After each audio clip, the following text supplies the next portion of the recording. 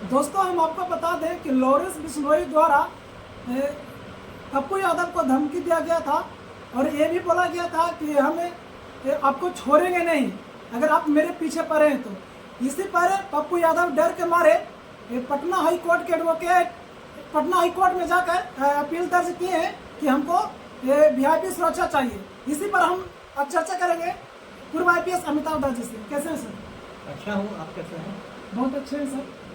देखा जा रहा सर कि लॉरेंस बिश्नोई के जो गैंग है वो धमकी दिए थे पप्पू यादव को। उसी पर पप्पू यादव पटना कोर्ट के दरवाजा खटखटाए हैं सुरक्षा के लिए। देखिए, दर्शकों को इसकी पृष्ठभूमि मालूम होगी। जब लॉरेंस बिश्नोई ने के गिरोह ने बाबा सिद्दीकी की हत्या करवाई मुंबई में जी, तो उसके बाद पप्पू यादव ने मतलब कहा था कि मुझे यदि 24 घंटे तक छूट दे दी जाए तो मैं पूरे इस गैंग का सफाया कर दूंगा।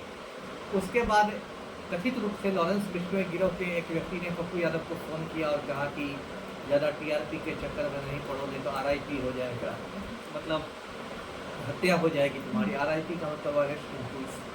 तो उसके बाद पप्पू यादव ने इसकी सूचना पुलिस को दी और बाद में मोबाइल नंबर के आधार पर पुलिस ने उसकी गिरफ्तारी भी की। कोई पांडे जी हैं और ये भी बात मालूम हुई कि ऐसा कोई लॉरेंस बिश्नोई गिरोह से उसका कोई खास संबंध भी नहीं था, उसने ऐसे ही मतलब एक खुराफात में कर दिया था। तो खैर उसके बाद भी पप्पू यादव ने लॉरेंस बिश्नोई के खिलाफ बयान जारी किया है।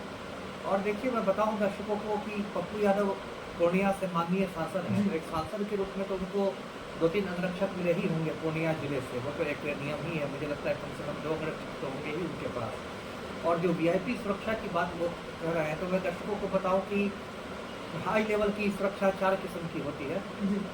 Z+, Z, Y+ और Y। जी, मतलब जिसको बोलचाल की भाषा में आप वीआईपी से जो सुरक्षा कहते हैं, तो वीआईपी सुरक्षा जैसी कोई चीज़ नहीं है। यही 4 किस्म की सुरक्षा है जो ज़्यादा खतरे पर मिलती है। तो ठीक है, पप्पू यादव ने जैसा खतरा बताया है और जिसके लिए पटना हाईकोर्ट में उन्होंने केस किया है करने जा रहे हैं और पहले उन्होंने प्रधानमंत्री, गृह मंत्री वगैरह को लिखा ही है खत। तो ठीक है, यदि पटना हाईकोर्ट समझेगा कि हाँ इनकी बात में दम है तो आदेश दे सकता है कि ठीक है, इनको वाई श्रेणी की सुरक्षा दी जाए। देखिए, अभी देश में क्या मजाक बन गया है कि ये जो मतलब श्रेणी जो सुरक्षाएं दी जाती हैं, वाई श्रेणी, जेड श्रेणी, ये सब अब बहुत ज़्यादा पॉलिटिकल हो गया।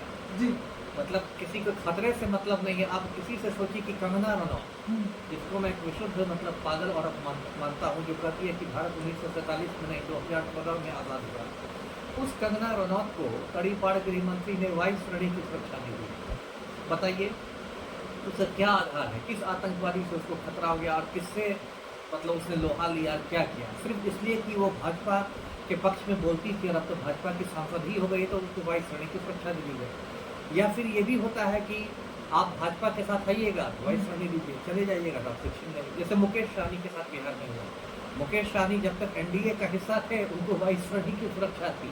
जब वो एनडीए छोड़ के इधर आ गए, महागठबंधन में आ गए, तेजस्वी के साथ हेलीकॉप्टर में घूमने लगे तो वाई श्रेणी हटा ली गई। फिर बीच में उनके पिताजी की हत्या हो गई, फिर वो हल्ला कर रहे हैं, हो सकता है कल एनडीए में चले जाए, फिर वाई श्रेणी। तो ये जो वाई श्रेणी और जेड श्रेणी हो गया है, ये मतलब राजनीतिक कारणों से ज़्यादा दिया जाने लगा। यदि हो सकता है पप्पू यादव भाजपा के सांसद होते तो हो सकता है अब तक वाई श्रेणी उनको मिल गई थी, लेकिन चूंकि वो निर्दलीय सांसद हैं, कांग्रेस के काफ़ी करीबी हैं, एक तरह से कांग्रेस का सांसद ही मानिए, तो उनको नहीं मिल रही है। तो ठीक है, लेकिन सरकार को इस पर सोचना चाहिए। एक माननीय सांसद है, सीनियर सांसद है, मुझे लगता है 6ठी बार सांसद बने हैं, उनके साथ यदि कोई भी अप्रिय घटना हो जाती है तो वो तो एक बहुत दुख की बात होगी। तो ठीक है सर, लोगों का सवाल ये है कि अगर पप्पू यादव को अगर वीआईपी सुरक्षा मिलता तो वो बिहार के इकोनॉमी में मतलब कमी होगा। जैसे कि अगर लोगों पर पब्लिक पर खर्चा करना चाहिए तो नेता पर खर्चा क्यों हो रहा है, ये सवाल उठ रहा है। नहीं, ये बात तो सिर्फ पप्पू यादव पर ही क्यों, तो नरेंद्र मोदी पर जो एसपीजी की सुरक्षा है वो देश की सर, अर्थव्यवस्था पर पप्पू यादव ये भी तो बोला जा रहा है कि पप्पू यादव जानबूझकर अपना पैर पर कुल्हाड़ी मारे हैं। आखिर क्यों उनको पर इस तरह से बयान देना चाहिए? अच्छा ठीक है, ये बात मैं सहमत हूँ कि पप्पू यादव ने जो कहा था वो थोड़ी बचकानी बात है, जी, क्योंकि दंड देने का काम न्यायपालिका का है, अदालत का है। पप्पू यादव कौन होते दंड देने वाले? वो थोड़ी बचकानी बात थी, लेकिन नेताओं के साथ देखिए उनकी भी मजबूरियाँ होती है ना। जब आप भी नेतागिरी कीजिएगा या कोई भी, तो वो अपने प्रशंसकों के बीच, अपने समर्थकों के बीच थोड़ा मतलब नायक बनना चाहता है, हीरो बनना चाहता है, तो ऐसा लोग डायलॉग मार देते हैं। तो ठीक है, पप्पू यादव को नहीं ऐसा बोलना चाहिए था। वो सांसद है ना, तो उनको तो एक जिम्मेदारी वाला काम करना चाहिए। लेकिन मान लीजिए उन्होंने ऐसा कह भी दिया तो किसी को उनकी हत्या की धमकी देने का तो हक नहीं मिल जाता। और जो लोग कह रहे हैं कि मतलब ये बोझ हो जाएगा, ये खर्चीला है, तो ये बात सिर्फ पप्पू यादव पर नहीं, ये तो सब पर लागू होती है। कंगना रनौत पर भी जो सीआरपीएफ के जवान तैनात है अप्लाई कैटेगरी में, वो भी बोझ है। कंगना रनौत के पास इतने पैसे तो है ही कि वो खुद भी पेमेंट करके निजी अंगरक्षक भी रख सकती थी। तो ये बात सिर्फ पप्पू यादव पर ही क्यों लागू हो, ये तो देश के तमाम लोगों पर लागू हो जाए जिसको भी वीआईपी सुरक्षा मिली हुई है। सर पप्पू यादव के जो चाहने वाले हैं वो भी ये सवाल उठाए कि पप्पू यादव हमेशा लोगों के लिए खड़े रहते हैं, जैसे बाढ़ हो या कोई जैसे आपदा आता है तो वहाँ पे सबसे पहले पप्पू यादव बिहार में दिखते हैं। बिल्कुल। तो इसलिए लोग कह रहे हैं कि इनको मिलना चाहिए, लेकिन कुछ ऐसे लोग हैं जो बोल रहे हैं कि नहीं मिलना चाहिए। अब देखिए, जब राजनीति में है तो दोनों तरफ से बात होगी। जो आपके प्रशंसक होंगे वो कहेंगे मिलना चाहिए, जो आपके विरोधी होंगे कहेंगे नहीं मिलना चाहिए, है ना।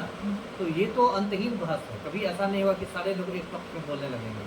और जनतंत्र में सबको बोलने का अधिकार है, सबको अभिव्यक्ति की स्वतंत्रता है, सबका अपना अपना नजरिया है। लेकिन पप्पू यादव को यदि खतरा है तो कोर्ट उस पर विचार कर सकती है और कोर्ट करेगी भी। आपको क्या लगता है सर कि पप्पू यादव को मिलना चाहिए नहीं? अब यदि मैं तो सीधे कहूँगा, यदि कंगना रनौत को मिल गया तो पप्पू यादव को क्यों नहीं मिलना चाहिए, और यदि पप्पू यादव को नहीं मिलना चाहिए तो कंगना रनौत का भी छिनाना चाहिए। मैं तो सीधी बात है। तो दोस्तों आपने देखा कि पप्पू यादव को वीआईपी सुरक्षा के लिए पूर्व आईपीएस अमिताभ दास जी ने साफ साफ कहे कि अगर भाजपा के नेता को मिलता है कंगना रनौत को तो पप्पू यादव को भी मिलना चाहिए। बाकी आप इस खबर को देखकर क्या समझते हैं कमेंट बॉक्स में बताएं। थैंक यू, धन्यवाद। आप पूछ